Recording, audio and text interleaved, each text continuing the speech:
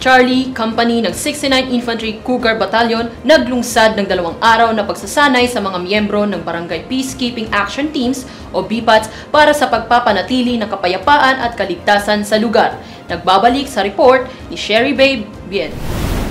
Upang mas palakasin ng kakayahan ng mga lokal na residente sa pagpapanatili ng kapayapaan at kaligtasan sa kanilang komunidad, isinagawa ng Charlie Courageous Fighters ng 69th Infantry Cougar Battalion, 7th Infantry Division ng Philippine Army ang 2 araw na pagsasanay para sa mga miyembro ng Barangay Peacekeeping Action Teams o BPATs. Ang naturang training ay isinagawa sa Barangay Kapunitan, Orion, Bataan, katuwang ang Orion Municipal Police Station at Barangay Local Government Unit. Bahagi ang inisyatibang ito ng mas malawak na kampanya ng Philippine Army at Philippine National Police upang isulong ang public safety at community empowerment. Sa nasabing pagsasanay, tinalakay ang makahalagang paksa tulad ng crime prevention strategies, community policy implementation, emergency response protocols at pagpapatibay ng koordinasyon sa pagitan ng barangay at mga security forces. Ang mga kalahok na si Mr. Roger C. Perol, BPATS member, ay nagpahayag ng kanyang pasasalamat. Tunuro sa amin ng Philippine Army tungkol sa self-defense, ang tungkol sa arnes,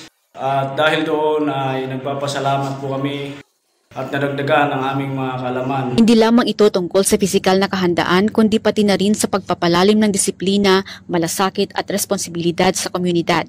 Layon nitong hubugin ang mga BPATS members bilang matatag na katuwang ng pamahalaan sa pagpapanatili ng kaayusan. Ang matagumpay na pagpapatupad ng pagsasanay ay patunay ng matibay na ugnayan ng Philippine National Police at Philippine Army sa patuloy na pagtataguyod ng kapayapaan at seguridad sa lalawigan ng Bataan.